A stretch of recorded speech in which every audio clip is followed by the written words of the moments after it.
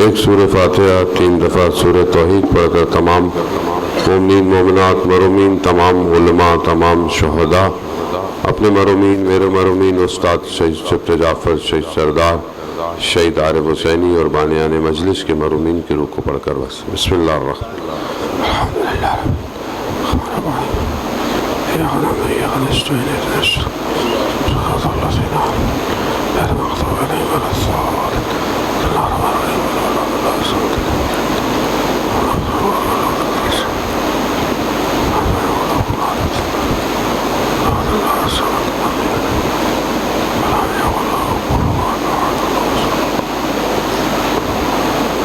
امام زمانہ کی سلامتی کے لیے ایک دفعہ صلوات بھیج دیں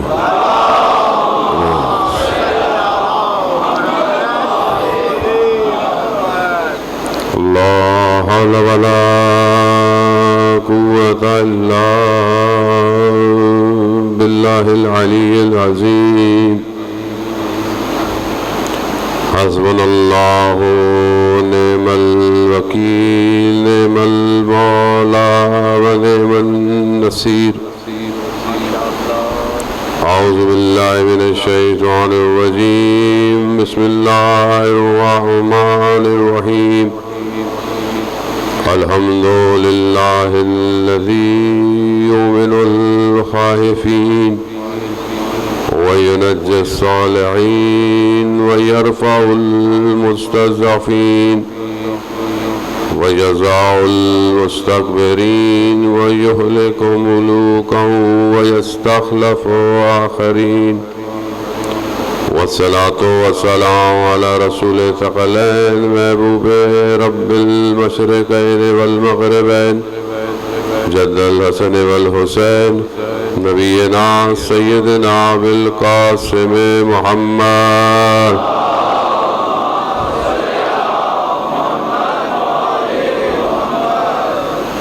وعلى آلہ الطیبین الطاہرین المعصومین لا سیما بقیت اللہ فی الارضین روحی وارواحنا لتراب مقدمہ الفدا ولعنت اللہ علی اعدائہم اجمعین بسم اللہ الرحمن الرحیم رب اشرح لی صدری ویسر لی امری واحلل عقدۃ من لسانی یفقہوا قولی اما بعد فقد قال اللہ تبارک و تعالی فی کتاب الحکیم والقرآن المجید وما خلقت الجن والانس الا ليعبدون صلوات بھیجے محمد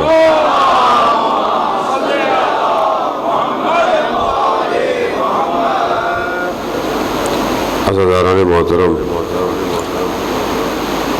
ماہ محرم السفر ہے اور اسی سلسلے کی ایک مجلس آپ مومنین کے درمیان میں توفیق ہوئی ہے پروردگار نے انسان کو اس دنیا میں بھیجا اس کو ایک نعمت سے نوازا اور اس کے بھیجنے کے مقصد کو بھی بیان کیا کیونکہ خالق خود ہے اپنی مخلوق کو جانتا ہے کہ اس کو کس چیز کی ضرورت ہے انسان کہ جہاں اشرف المخلوقات ہے اور اسی کے اختیار میں پروردگار نے بہت ساری چیزوں کو فراہم کیا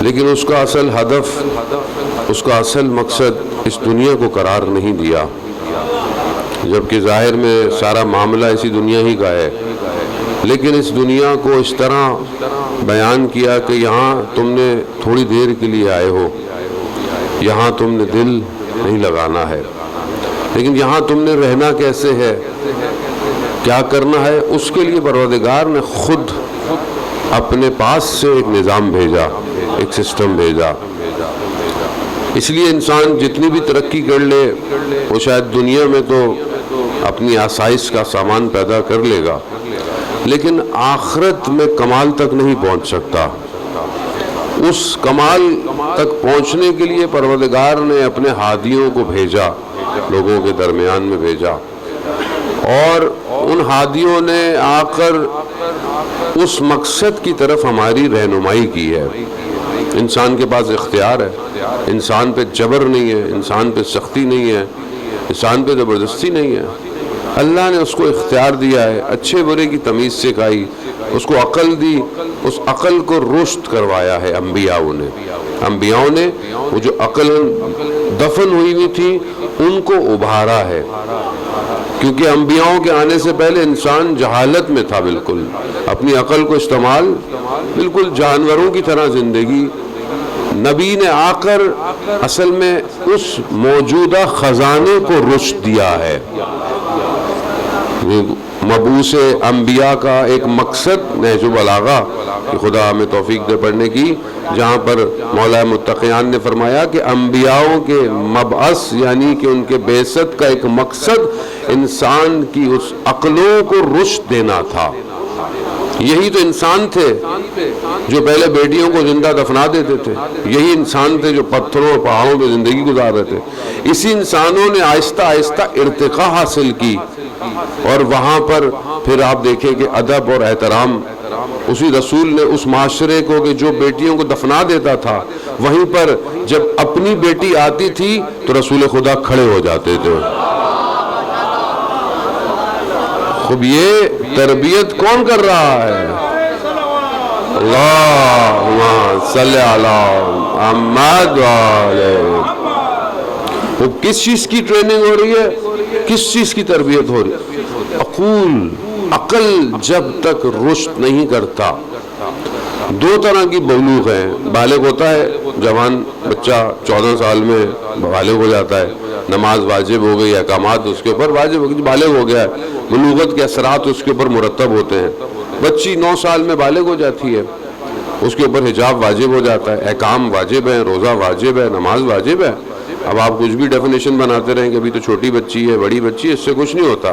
یہ احکام آپ کے میرے نہیں ہے، یہ اس کے ہے جس کو آپ نے مان لیا ہے، یا تو مانو نہیں۔ اب اگر مان لیا ہے تو پھر پوری مانو اس کی۔ تو یہ ایک عقول جسمی ہے، ایک بلوغ بالغ ہو گیا، بلوغ جسمی ہے، ایک بلوغ عقلی ہے۔ بعض اوقات انسان 50 سال کا بھی ہو جاتا ہے، عقل بلوغ نہیں کرتی اس کی۔ عقل بلوغ ہونے کے لیے انسان کو ان کی بات سننی پڑتی ہے جسے پروردگار نے بھیجا ہے۔ آج دنیا آپ کے سامنے ظاہری طور پر ترقی یافتہ ہے، سب کچھ کر رہی ہے، بلڈنگیں بنا رہی ہے، پتہ نہیں کیا کیا بنا رہی ہے، لیکن عقلی طور پر بالغ تب ہوگا جب شریعت پہ عمل کرے گا۔ جب شریعت پہ عمل نہیں کرے گا تو جانور ہے آپ کے سامنے، وہاں جائیں، جانوروں کی زیادہ خدمت کرتے ہیں، جانور زیادہ پیارے، ماں باپ کا احترام نہیں ہے، سٹرکچرڈ لائف نہیں ہے، چیزیں ٹوٹی پھوٹی ہوئی ہیں۔ ہمارے دوست اور بیٹھے ہوئے ہیں جرمنی سے، ہم بھی ایک دفعہ گئے تو ہمارے ایک دوست کام کرتے تھے کہیں، تو ان کے کلی خاتون تھیں، کچھ دن وہ آفس نہیں آئیں، کافی دن ہو گئے، تو بولا کہ خیریت کیا ہوا؟ کہا کہ میں اپنے جہاں میرا شہر تھا وہاں گئی ہوئی تھی، میرے والدہ کا انتقال ہو گیا، تو پھر کہا اس میں وقت لگ گیا چیزوں کو سمیٹنے میں، یہ وہ، تو والدہ کی ایک نشانی تھی کتا، وہ میں اپنے ساتھ لے آئی، کہا والد، کہا اس کو اولڈ ہاؤس میں چھوڑ کے آ گئی۔ جہاں عقل رشد نہ کریں وہاں معاشرہ کیسا ہوتا ہے؟ آپ سوچے جانور لے آئی ماں کی نشانی ہے اور باپ کو اولڈ ہاؤس میں، خوب یہ کیوں ہے؟ یہاں عقل رشد نہیں کر رہی ہیں۔ وہاں آپ لباس دیکھیں، وہاں آپ حال دیکھیں، وہاں آپ کیفیت دیکھیں۔ خوب انسان محرم نامحرم کا تعلق نہ ہونا کس کی کیفیت ہے؟ جانور کی کیفیت ہے۔ جانور کو تھوڑی پتا ہے کہ صبح ہو رہی ہے، شام ہو رہا ہے، سڑک پہ کھڑا ہوں میں، روڈ پہ کھڑا ہوں میں، کیا کھڑا ہوں، یہ محرم ہے نا محرم، اس کو تھوڑی جانوروں کے رشتوں کا پتا ہے۔ خوب یہاں عقل انسان میں اور باقی حیوانات میں فرق کیا ہے؟ انسان میں اور حیوان میں فرق یہی ہے کہ اس کو عقل دی ہے، اس کو نطق دیا ہے کہ وہ سوچے اور فکر کرے۔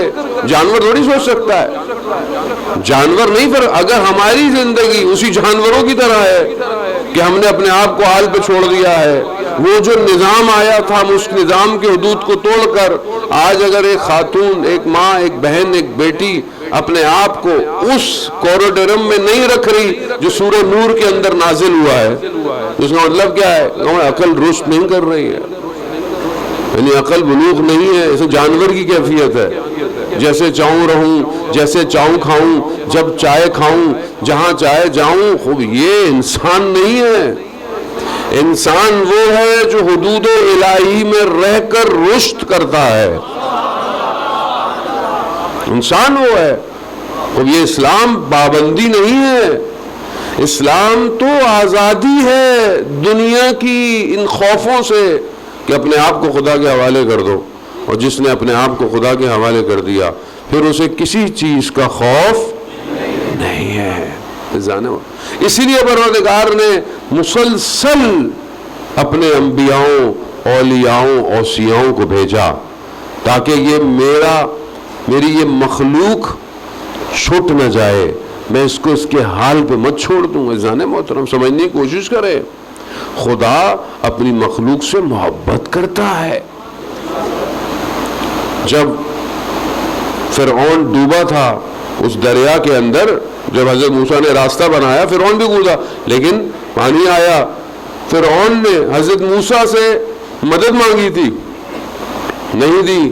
پروردگار نے موسیٰ سے خطاب کیا اپنے نبی سے، کہا موسیٰ اس نے تجھ سے مدد مانگی، اس نے ہم سے مدد مانگی ہوتی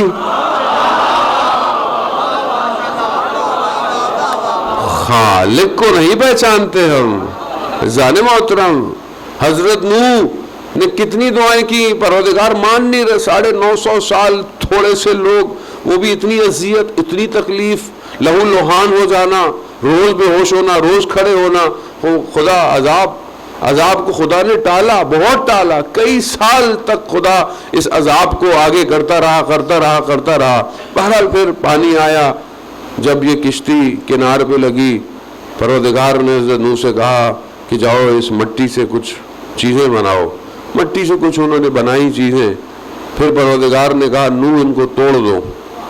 کہا پروردگار میں نے اتنی محنت سے بنایا ہے. کہا نوح وہ مخلوق بھی ہم نے بڑی محبت سے بنائی ہوئی.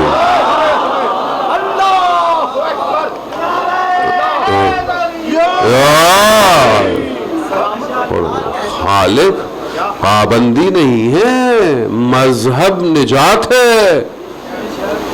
یوم اکملت لکم دینکم واتممت نعمتی، میں نے نعمتوں کو تم پر تمام کر دیا ہے. یعنی اب کوئی ایسی نعمت نہیں بچی جو میں نے تم پر نہیں دی ہو. ساری نعمتیں میں نے تم پہ تمام کر دی ہیں.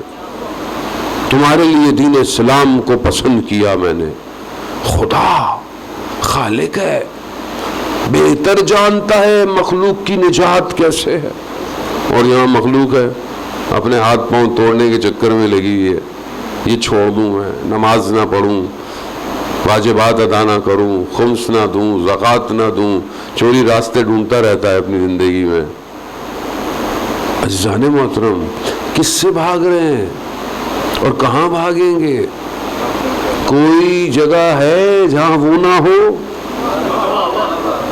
امام حسن مصطفیٰ علیہ الصلوۃ والسلام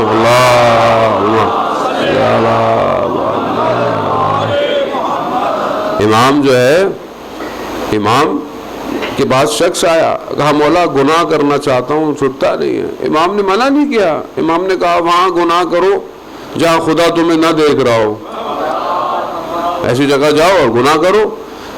وہاں گناہ کرنا ہے تو پھر خدا کی دی ہوئی کوئی نعمت استعمال نہیں کرو، کوئی چیز کھاؤ نہیں، پھر جاؤ گناہ کرو.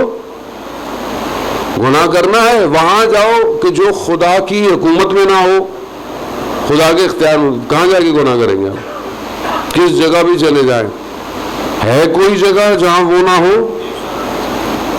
تو پھر فرار کیسا ہے یہ اپنی زندگی میں؟ عزیزان محترم پروردگار حدیث قدسی میں بیان فرماتا ہے کہ اے بنی آدم، میں نے پوری کائنات کو تمہارے لیے خلق کیا ہے اور تمہیں میں نے اپنے لیے خلق کیا ہے. یہ سب میں نے تمہیں دیا اس لیے کہ تم میری طرف پلٹو.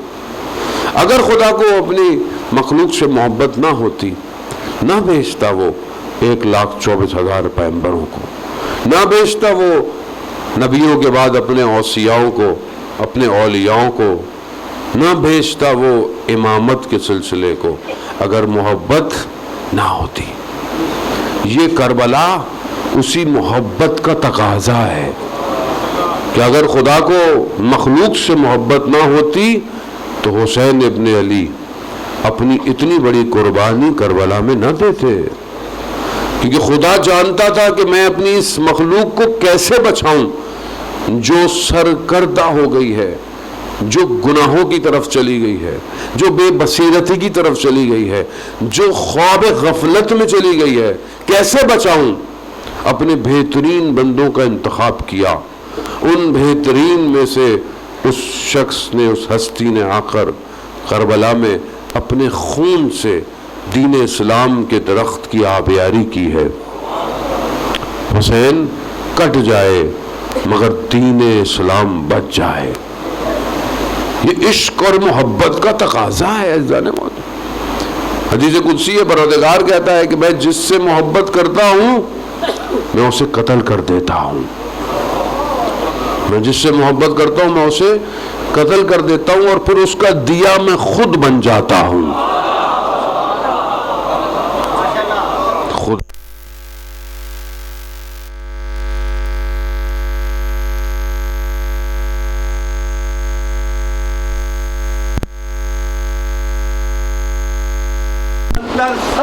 اللہم صلی علی محمد اور جانے ہم اپنی زندگی میں دیکھیں کہ خدا ہم سے محبت کر رہا ہے، کیا ہم اس کی محبت لوٹا رہے ہیں کہ نہیں لوٹا رہے؟ ماں باپ اپنی اولاد سے محبت کرتے ہیں، اولاد جیسی بھی ہو، نکمی ہو، اچھی ہو۔ ماں کے لیے کوئی بچہ سیاہ نہیں ہوتا، ماں کے لیے بچہ چاند کا ٹکڑا ہی ہوتا ہے۔ کیوں؟ کیونکہ اس کی نگاہ کوئی اور ہے۔ ہم نہیں سمجھتے خدا کہ 70 گنا زیادہ، یہ بھی ہنسا سمجھانے کے لیے ہے، کثرت کے لیے، ورنہ کہاں خدا کہاں ماں۔ اگر خدا ماں میں وہ رحمت نہ ڈالے، ماں کہاں اپنے بچے کا خیال رکھے گی؟ کتنے ایسے اور مخلوقات ہیں جو جانور ہیں اپنے بچوں کو کھا جاتے ہیں، کیوں؟ رحمت نہیں ہے۔ یہاں 9 ماہ تک ماں حمل میں رکھتی ہے، کس نے ڈالی یہ محبت اس کے وجود میں؟ جانے محترم، اولاد ساری زندگی اس ایک درد کی قیمت نہیں لوٹا سکتی جب وہ دنیا میں آتا ہے، ماں کو وہ نہیں دے سکتا۔ جب ہم اپنی ماں کو نہیں لوٹا پاتے اس کی محبت، تو ہم خدا کو کیسے لوٹائیں اس کی محبت؟ ایسا نہیں ہوتا۔ اگر انسان ساری زندگی سجدے میں بھی رہے تو بھی کم ہے۔ جانے موت سمجھنے کی کوشش کریں خالق کو۔ خالق نے جہنم نہیں بنائی کہ ہمیں جہنم میں ڈالے، یہ ہم خود ہیں جو اپنی جہنم بنا رہے ہیں۔ اس نے تو ہمیں بھیجا، ہم نے نبیوں کو بھیجا، ہادیوں کو بھیجا، کتنی سختیاں برداشت کی اللہ کے نبیوں نے۔ کس نبی نے سختی نہیں برداشت کی آپ کے سامنے؟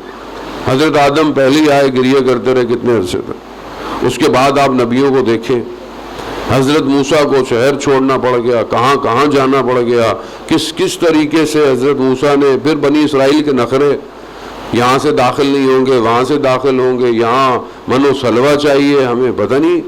لیکن آپ دیکھیں اللہ کا نبی ہدایت کے لیے لگا رہا۔ حضرت یوسف علیہ السلام، باقی انبیاء، حضرت عیسیٰ کے ساتھ کیا کیا؟ پیدائش سے تانے جو ہے وہ سننا شروع کی حضرت عیسیٰ علیہ السلام۔ کس کے لیے؟ مخلوق کے لیے۔ اور وہاں آخری نبی حضرت محمد مصطفیٰ صلی اللہ علیہ وآلہ محمد، آخری نبی۔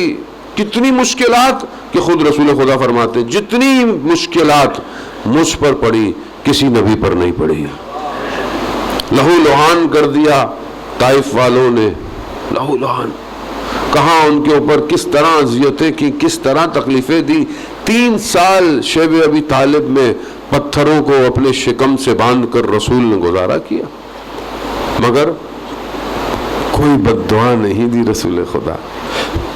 ہر وقت ہدایت ہدایت ہدایت. لوگ کہتے ہیں کہ لیکن ہمارے میں اور اللہ کے نمائندوں میں بڑا فرق ہوتا ہے. اب ہم لوگ بعض اوقات کہتے ہیں کہ جب پتہ تھا سب تو پھر ایسے کیوں نہیں ہوا، ایسے کیوں نہیں ہوا. کل میں بڑی اچھی تصویر کسی نے مجھے بھیجی، کیونکہ عراق کے حالات ایک آدھ دن خراب رہے، بہرحال پھر بہتر ہو گئے، تو تصویر بھیجی. کہیں فوجی ہیں اور پہاڑی جگہ ہے، فوجی آہستہ آہستہ چل رہے ہیں. ایک فوجی نے اپنے اوپر گدھے کو باندھا ہوا ہے یوں بالکل، اور آرام سے چل رہا ہے. تصویر ہے، کیپشن ہے. کیپشن کیا ہے کہ مائنس کی فیلڈ ہے، مائنس بچھی ہوئی ہیں پورے ایرے میں. گدھے کی ذرا سی غلط حرکت پورے آپریشن کو برباد کر سکتی ہے. کس کی؟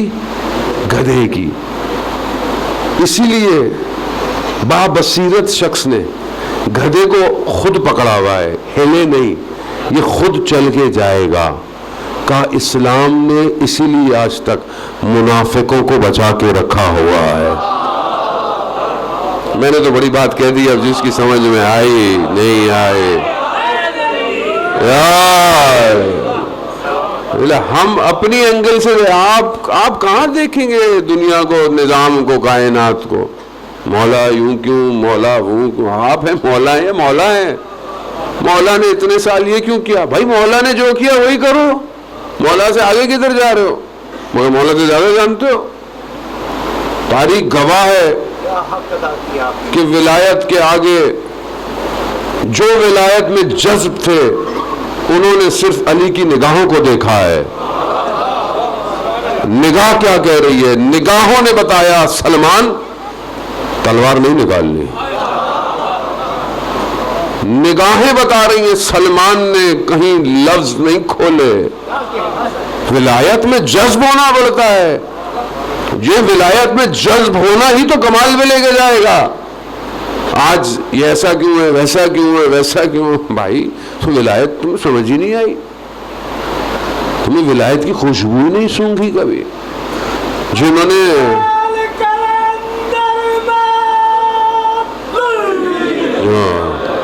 جب آپ ولایت کو دیکھیں، ملک اشتر دشمن کے خیمے میں پہنچ گیا. یا مولا نے کہا ملک اشتر واپس آ جاؤ. واپس مولا دشمن تلوار بالکل پہنچ چکی نہیں، پوچھا بھی نہیں، بولا بھی نہیں، سوچا بھی نہیں. کیوں؟ ولایت. ولایت ہے. یہ ولایت تو ہے جو سمجھانے کی کوشش کی جا رہی ہے. اصل مسئلہ اسی ولایت کی اطاعت کا ہے. ورنہ جو باقی لوگ جو اٹھے آگے پیچھے، خرابی کس چیز کی ہوئی کہ ولایت کو سمجھے نہیں.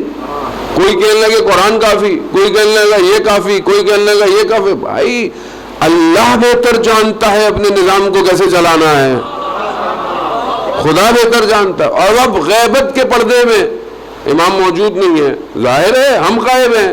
امام غائب نہیں، ہم غائب ہیں. اصل میں ہم جو غیبت کے اندر ہیں، اس غیبت کے اندر اس امام کی ولایت کو ہم کیسے پکڑیں، کس کو فالو کریں، کس کی شکل دیکھیں، کس کی نگاہوں کو دیکھیں، کس کے جملوں کو دیکھیں. کون ہے کہ جس پر ہم بھی آنکھیں بند کر کے خاموش رہیں؟ یہ سمجھ میں نہیں آئے گا. ہمیں مشکل کام ہے یہ. جانے بہت سمجھنے کی کوشش کریں. آپ نے کل دیکھی عراق کی، اگر آپ نے پرسوں کی اور کل کی ویڈیو دیکھی ہوتی اور دیکھی ہوئی، ایک مرجے کی طاقت دیکھی آپ نے. 1 گھنٹے میں اگر گھروں کو واپس نہیں گئے، 1 گھنٹے میں، ورنہ سول کرائسس تھا. امریکہ، اسرائیل، داعش کے لوگ پکڑے گئے، کیمروں میں دیکھے جا رہے ہیں. نفوذ، دنیا جہان کا اسلحہ، کس طرح انہوں نے ہر چیز کو.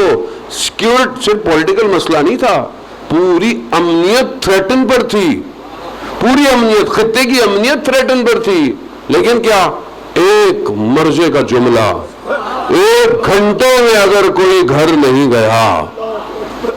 ابھی بھی آپ کو اس دور کے اندر نابینا ہو کر آپ دیکھتے ہیں کہ ولایت کو کہاں ڈھونڈوں میں.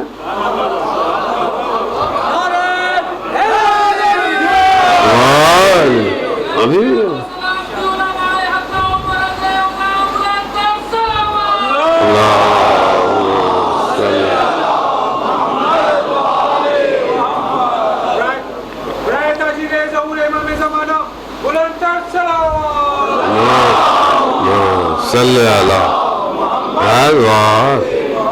تاریخ پڑھ کے گھر جانے کا نام نہیں ہے. تاریخ سنی اور گھر چلے گئے، جا کے سو گئے. بھائی ایسے پھر امام تک نہیں پہنچتے. تاریخ تحلیل کرو، کیسے کیوں نہیں کوئی پہنچا، اور جو پہنچا وہ کیسے پہنچا تھا. جو ولایت میں جذب ہوا اس نے کبھی امام سے یہ نہیں پوچھا مولا آپ نے ایسا کیوں نہیں کیا، ایسا کیوں نہیں کیا. کیوں؟ کیونکہ جانتا ہے امام کائنات کا امام ہے. امام صرف اس زمین کا، اس مخلوق کا امام نہیں ہے، امام کائنات کا امام ہے. کیوں نہیں آج دنیا روک پاتی عزاداری کو؟ مگر عزاداری کا معاملہ کسی فرقے سے ہے، عزاداری کا معاملہ کسی ایک قوم سے ہے، عزاداری کا معاملہ کسی ایک ملک سے ہے. نہیں، جس امام کے لیے عرش کے دائیں طرف لکھا ہو ان الحسین مصباح الہدی،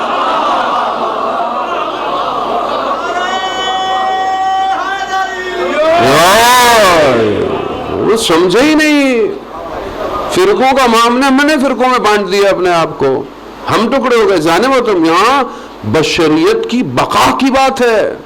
خدا اپنی مخلوق سے محبت کرتا ہے، اسی لیے حسین ابن علی کو کربلا بھیجا کہ قیامت تک میں ایک ایسا سلسلہ قائم کروں کہ جب بھی کوئی یزیدیت کھڑی ہونے کی کوشش کرے حسین ابن علی کا ذکر یزیدیت کو دبو دے گا.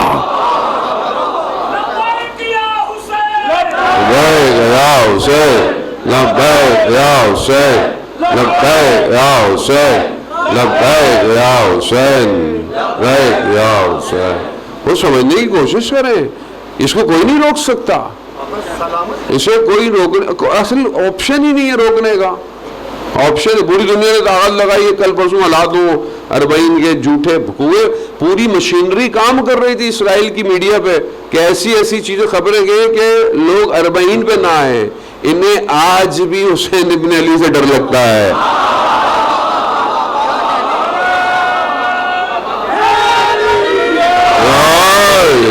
انہیں ڈر ہے کہ جو 61 ہجری میں آیا تھا کربلا، اس کے پاس کروڑوں جا رہے ہیں، اور اگر آج والا آ گیا تو یہ لوگ کیا کریں گے؟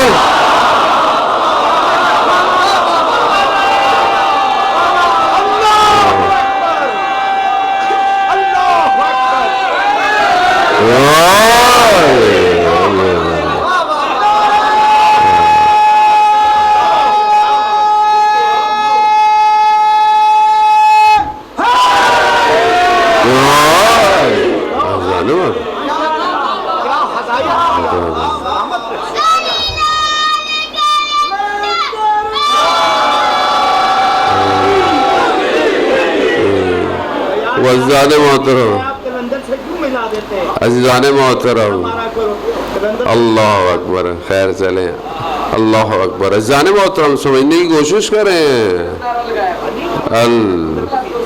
مجھے پڑھنے دیں اجازت ہے. عزیزان محترم ہو وہاں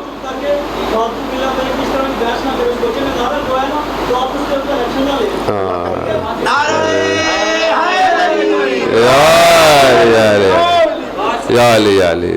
عزیزان محترم اصل ولایت ہے، ولایت کو سمجھیں، رائٹ لیفٹ نہ ہو، ولایت کو سمجھیں، حقیقت کو سمجھیں اور اس طرف پہنچیں. گھبرا رہا ہے دشمن آج، دشمن آج اس سے گھبرا رہا ہے، کروڑوں کی تعداد ہے، کروڑوں لوگ جو ہے وہ اسے گھبراہٹ ہے کہ یہ جو پوری دنیا سے رنگ اور نسل کے جمع ہو رہے ہیں، اسے بھی پتا ہے کہ یہ ظہور کی تیاری ہے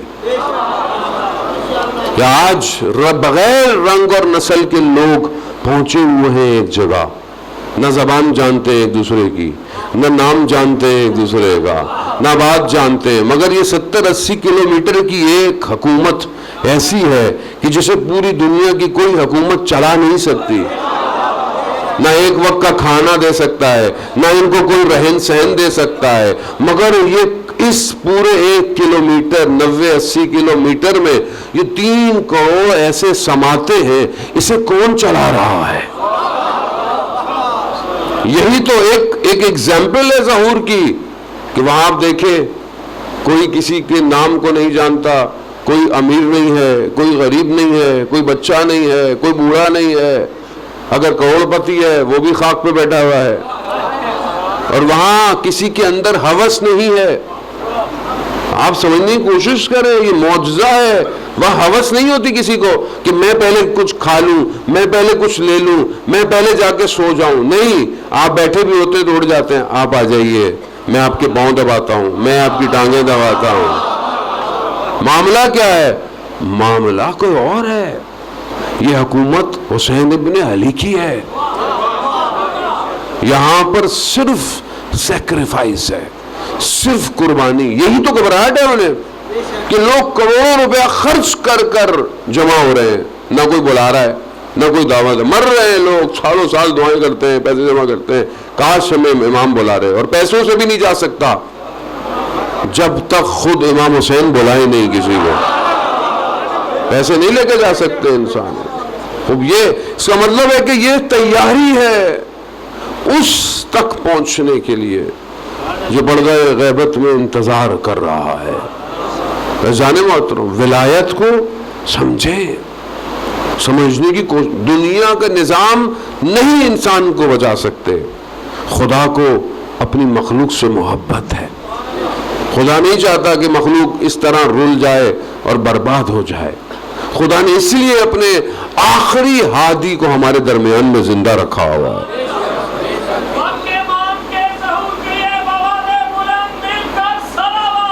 اللہم صلی علی محمد وآل محمد۔ جانے محترم، اب سمجھنے کی کوشش کریں آپ کہ اس ظہور تک پہنچنے کے لیے تاخیر ہماری ہے۔ ہمارے پاس بہرحال بچہ ہے، بچے نے تو محبت سے اپنے اس کو، بچے کو کیا ڈانٹیں گے، بچے کو نہیں پتا ہوتا اتنا، بہرحال اس نے تو عشق ولایت میں اپنے لبوں کو ہلایا ہے۔ یہ ہماری اپنی ہے کہ ہم کس طرح معاشرے کی تربیت کرتے ہیں، یہ ہمارا اپنا قصور ہے۔ زان محترم، اب ہم اسی طرح تربیت کریں اپنے نفسوں کی۔ امام کو باطن پاک چاہیے، امام تک پہنچنا آسان نہیں ہے۔ امام تک پہنچنے کے لیے ڈیزگنیشن پوسٹ نہیں چاہیے، امام تک پہنچنے کے لیے ولایت میں جذب ہو انسان۔ وہ ایک شخص کہتا ہے کہ میں حج پہ گیا اور مشکلات میں گرفتار ہو گیا، سامان لوٹ لیا، میرے پاس کچھ نہیں تھا، میں نے امام کو پکارا، یا مہدی ادرکنی، میری مدد کیجئے، میں نے آگے جاؤں یا پیچھے جاؤں، میں کہاں جاؤں، مال ہی نہیں ہے، اور زمانے میں لوگ ظاہر ہے سواریاں ایسی تو نہیں ہوتی تھیں، تو اپنے امام کو پکارا، یا مہدی ادرکنی۔ کیا ہم نے کبھی اپنے امام کو پکارا ہے؟ ولایت کیسے نظر آئے گی آپ کو؟ ہم کبھی اپنی زندگی میں پھنستے تو ہیں، کیا اس پھنسنے پر مشکل میں اپنے امام کو یاد کیا ہم نے؟ بولا کبھی؟ میں آپ سے نہیں، میں اپنے آپ سے کہہ رہا ہوں، کب میں نے اپنے امام سے، جو میرے زمانے کا امام، ان کا مولا میری مدد کرے، میں مشکل میں گرفتار ہوں، تبھی تو پتہ چلے گا کہ میں اپنے امام سے رابطے میں کتنا مضبوط ہوں، کتنی میری ولایت جذب ہوئی ہے۔ کب کبھی احساس کیا امام ہے؟ کبھی امام کے وجود کو محسوس کیا زندگی میں؟ ایک عالم دین یہ جو شخص تھا یہ کہتا ہے کہ میں نے امام کو پکارا تو میں نے دیکھا ایک گھوڑ سوار دور سے آتا دکھائی دیا.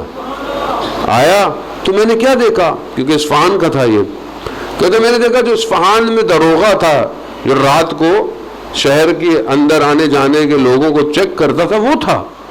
میں نے کہا تم کہاں سے آ گئے؟ کہہ رہا ہے تم نے امام کو پکارا ہے, امام نے مجھے بھیجا ہے تمہارے پاس.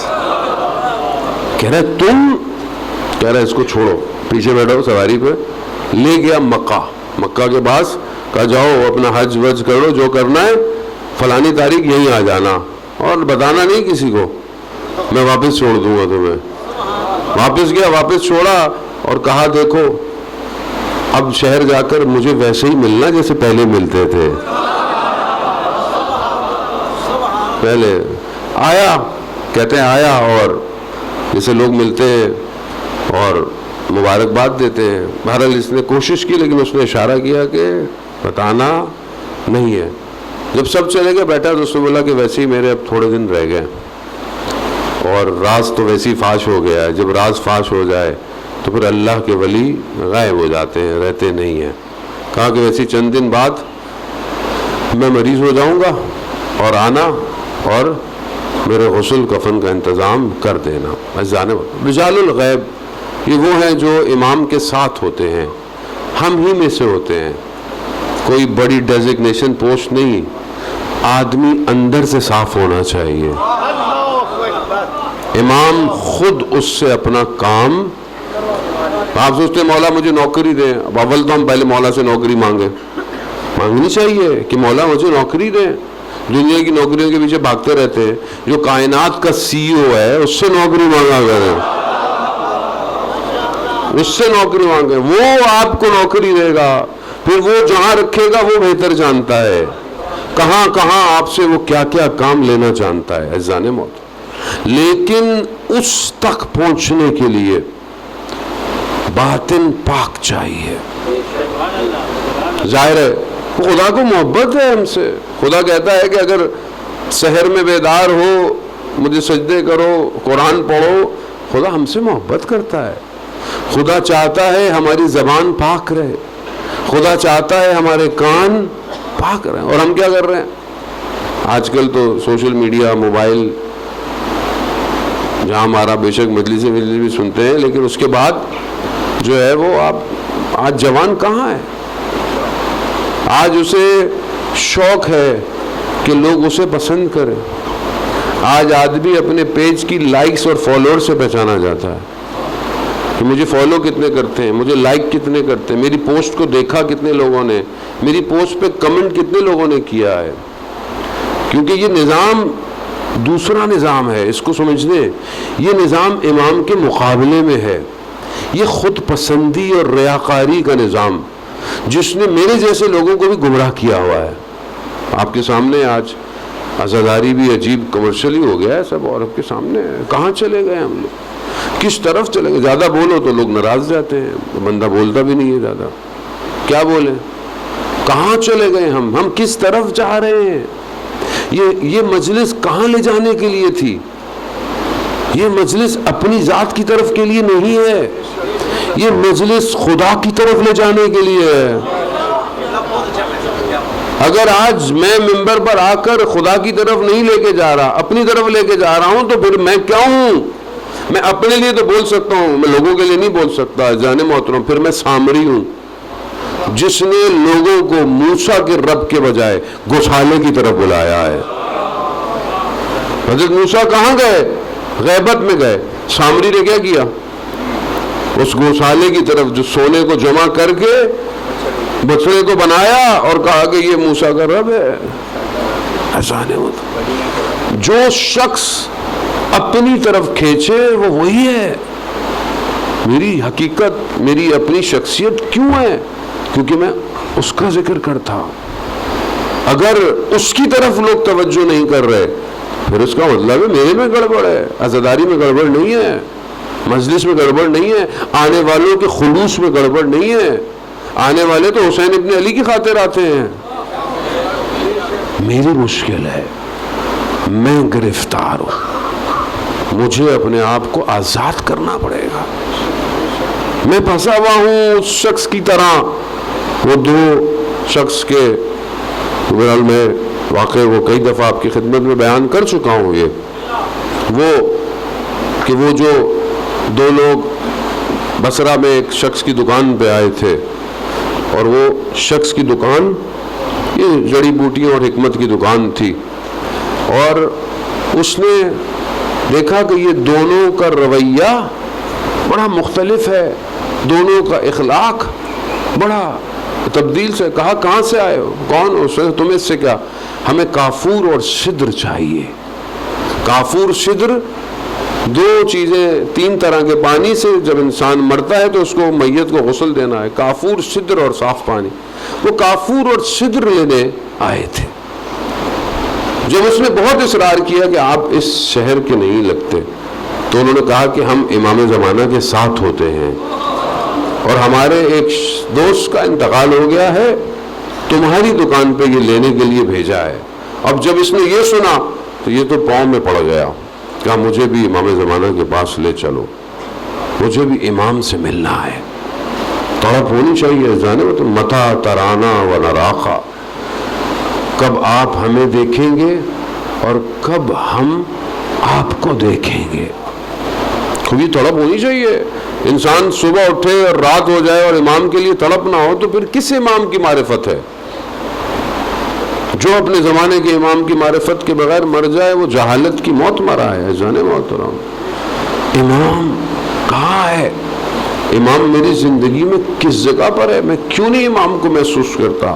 میں کیوں نہیں امام کے لیے تڑپتا؟ میں کیوں نہیں امام سے توسل کرتا؟ کیونکہ میں کمزور ہوں، میں ضعیف ہوں۔ اس شخص نے بہرحال بڑی منتیں کر لی کہ مجھے امام کی زیارت کرنی ہے، مجھے امام سے ملنا ہے۔ اذان موت بہرحال انہوں نے کہا کہ ہم ایک شرط پہ لے جائیں گے، ہم لے تو جا رہے ہیں، اگر امام نے منع کر دیا تو پھر ہم آپ کو نہیں ملائیں۔ اس نے کہا مجھے منظور۔ اس نے وہ کافور صدر اٹھایا اور دکان بند کی اور چل پڑا۔ چلتے چلتے پانی آیا، دیکھا وہ دونوں پانی کے اوپر چلتے ہوئے جا رہے ہیں۔ اب یہ پریشان ہے، کہا کیا ہو گیا؟ کہا میں پانی پہ کیسے چلوں؟ کہا بسم اللہ پڑھو اور خدا کو آخری حجت کا واسطہ دو۔ دیا اور چلنا شروع ہو گیا۔ پانی پہ چلتے چلتے صرف پانی، کالے بادل آئے، بارش شروع ہو گئی، چاروں طرف پانی ہے، لباس پہ پانی گرنا شروع ہوا، پانی، کپڑے گیلے ہو گئے، بھیگ گئے۔ اسے یاد آیا، اس کے ذہن میں جیسی بارش اسے آئی تو اس کے ذہن میں آیا کہ اس نے اپنی دکان کی چھت پہ کچھ صابن رکھے تھے سوکھنے کے لیے۔ جیسے ہی اس کا خیال وہاں گیا یہ پانی میں ڈوب گیا، یہ ہاتھ پاؤں مارنے لگا۔ ان دونوں میں سے ایک نے کہا تم جا کہاں رہے ہو اور تمہارا ذہن کہاں پر ہے؟ پھر کھڑا ہوا، بسم اللہ پڑھی، آخری حجت کا واسطہ دیا، ایک کنارے پہ اتر گئے۔ دیکھا کہ ایک خیمہ ہے، سبز رنگ کی روشنی اس میں سے آ رہی۔ انہوں نے اسے روک دیا اور یہ امام کی خدمت میں گئے۔ اس کو صرف آواز آئی، انہوں نے کہا کہ مولا ہم نے تو منع کیا لیکن اس نے بہت اصرار کیا، ہم اس کو لے آئے، اب اگر آپ کہیں گے تو ہم اس کو ملا دیتے ہیں۔ تو اس نے صرف سنا، اس نے سنا کہ امام کی آواز آئی ہے۔ امام فرماتے ہیں کہ جس کی سوچیں صابن میں ہوں وہ ہمارے کسی کام کا نہیں ہے۔ اب اس کی دکان جڑی بوٹیوں کی تھی، اس کا کاروبار اسی صابن میں تھا۔ میرا صابن کوئی اور ہے، میرا صابن میری کتابیں، میرا درس، میری مجلس۔ مجھے اپنی مجلس پوری کرنی ہے، کتنی پڑھ لی؟ 3 پڑھ لی، 4 پڑھ لی، 5 پڑھ لی، مجلس سے ہوا کیا؟ کسی کو فائدہ ہوا نہیں ہوا؟ مجھے اس سے کیا؟ میں پھنسا ہوا ہوں جانے وقت۔ اور امام نے بلا لیا، آ جاؤ۔ میں تو یہ نہ کہہ دوں مولا وہ تو میری مجلس کا وقت ہے، میں آپ کو نہیں کہہ سکتا، آپ کے دل پاک ہیں، لیکن ہر کوئی اپنے صابن میں پھنسا ہوا ہے، جیسا کبھی تو پہنچ نہیں پا رہا۔ آسان نہیں ہے ولایت میں جذب ہونا. ایسے سلمان و منا اہل بیت نہیں بنتے، ایسے بوزر اور کمبر و عمار نہیں بنتے. وہ جو ولایت میں جذب ہوئے چاہے کچھ بھی تھے، وہ کربلا آئے ہیں. کربلا آسان نہیں تھا آنا، بڑے بڑے لوگ رہ گئے کربلا آنے سے. امام نے زہیر کو بولا، زہیر آ گئے. وہاب ابن کلبی نیا عیسائی مسلمان، چند دن پہلے شادی، غلام. ولایت میں جذب ہونا، اور وہ تو وہ مرحلہ ہے جسے امام نے خود کہا کہ جو مجھے ملے صحابی وہ کسی کو نہیں ملے. یعنی وہ تو ولایت میں جذب ہونے کا آخری مرحلہ ہے جو کربلا میں امام پر جذب ہوئے. عزیزان محترم، آسان نہیں ہے. یا لیتنی کنت معاکم فافوز فوزا عظیما. کاش ہم بھی آپ کے ساتھ ہوتے، ہم بھی ایک عظیم قربانی حاصل کر لیتے. ایسا بہت ضروری ہے. یہ روایات میں جب بھی کربلا والوں کو یاد کرو یہ ضرور کہا کرو، کاش ہم بھی ہوتے. خدا ہم سب کو کربلا کی زیارت نصیب فرمائے.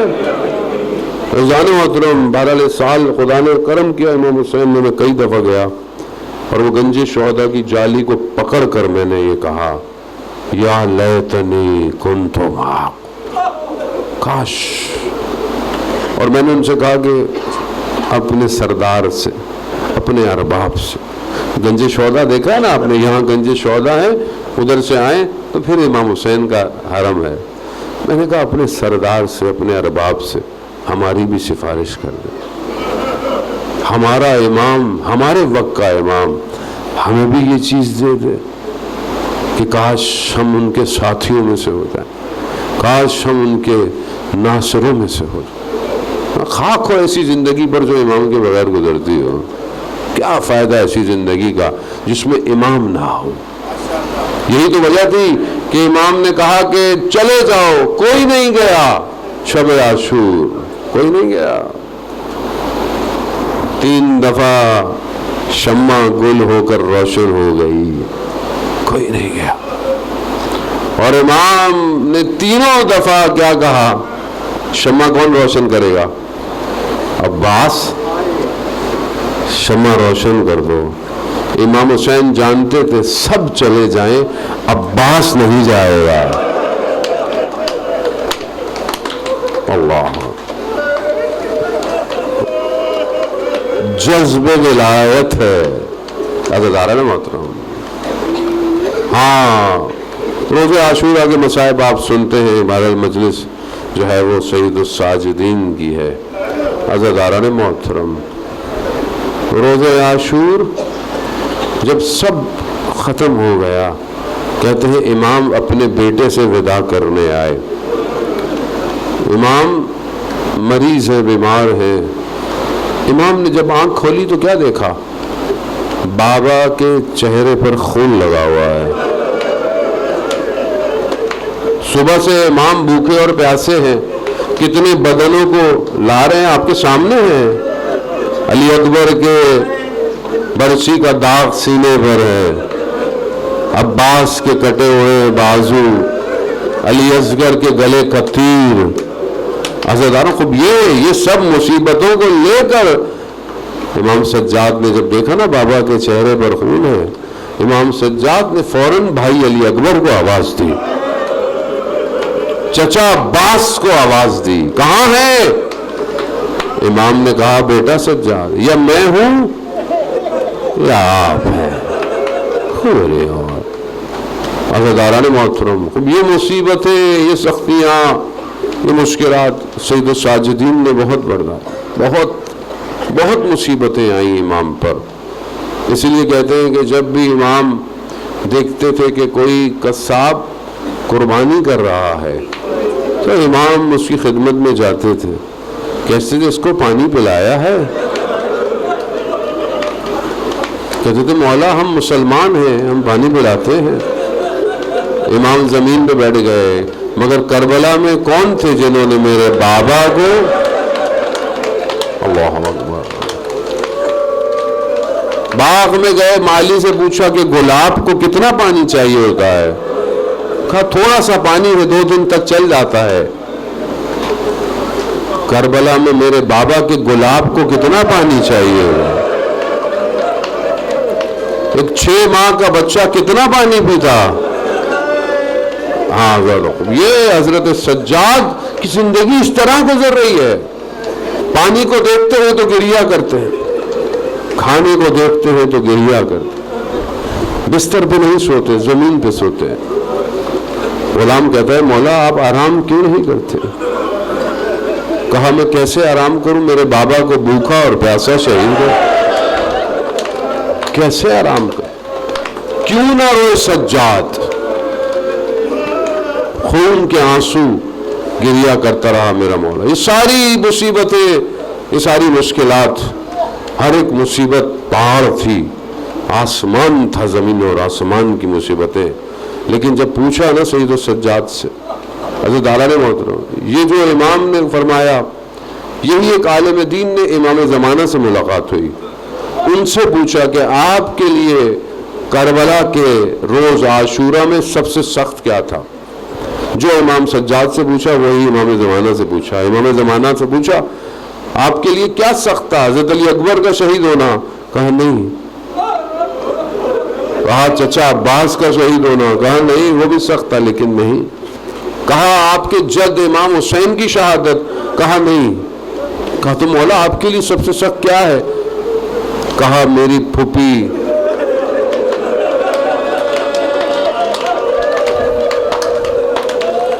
امام سجاد سے جب پوچھا تو امام کیا کہتے ہیں؟ ہائے شام، ہائے شام۔ عزیزان محترم، اغیار کا مجمع، لاکھوں کی تعداد میں کہتے ہیں لوگ تھے، رنگ برنگے کپڑے پہنے ہوئے، رقص کرتے ہوئے۔ کیوں؟ کہا باغیوں کا ٹولہ آ گیا ہے۔ اللہ اکبر، اللہ اکبر۔ جب دربار میں گئے تو بی بی نے یہی کہا اور امام سجاد نے بھی کہا کہ یزید تیری عورتیں پردے میں بیٹھے اور آل رسول مجمع میں کھڑے ہوں، بہت مصیبت ہے زیادہ، اس سے بڑی سخت مصیبت ہم درد نہیں کر سکتے مشکلات کو ایک لمحے کے لیے بھی۔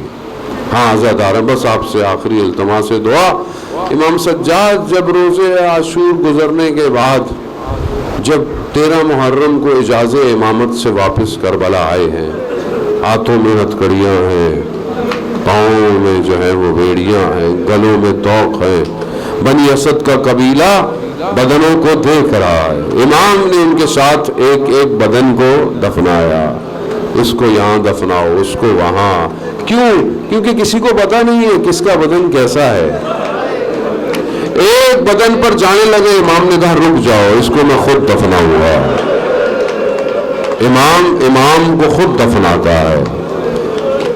مقاتل کہتے ہیں کہ امام سجاد اپنے بابا کے بدن پہ پہنچے، اللہ، بدن کی حالت کوئی بتا نہیں سکتا، 3 دن سے یہ بدن دشت کربلا پہ پڑا ہوا ہے۔ بدن کی حالت یہ ہے کہ سر موجود نہیں ہے،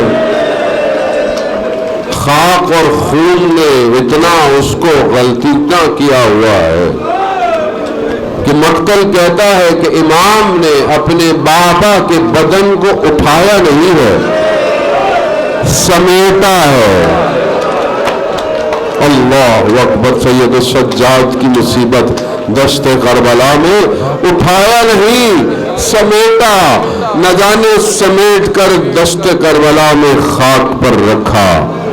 کہا کربلا کی سرزمین کتنی خوش قسمت ہے کہ حسین ابن علی تیرے پاس۔ اگر داران محترم، مجھے نہیں پتا زبان حال ہے، جب ہم کسی کو دفناتے ہیں تو اس کی چہرے کو، گردن کو قبلہ کی رخ کرتے ہیں۔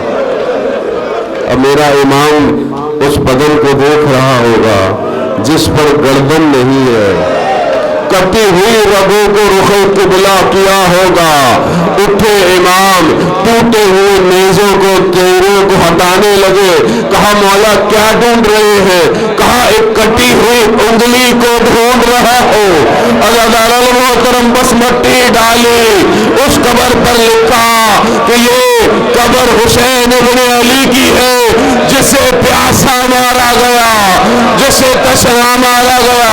ارے جب یہ لٹا ہوا کارواں مدینہ پہنچا تو ام کلثوم بی بی نے سب سے پہلے مدینہ کی دیواروں کو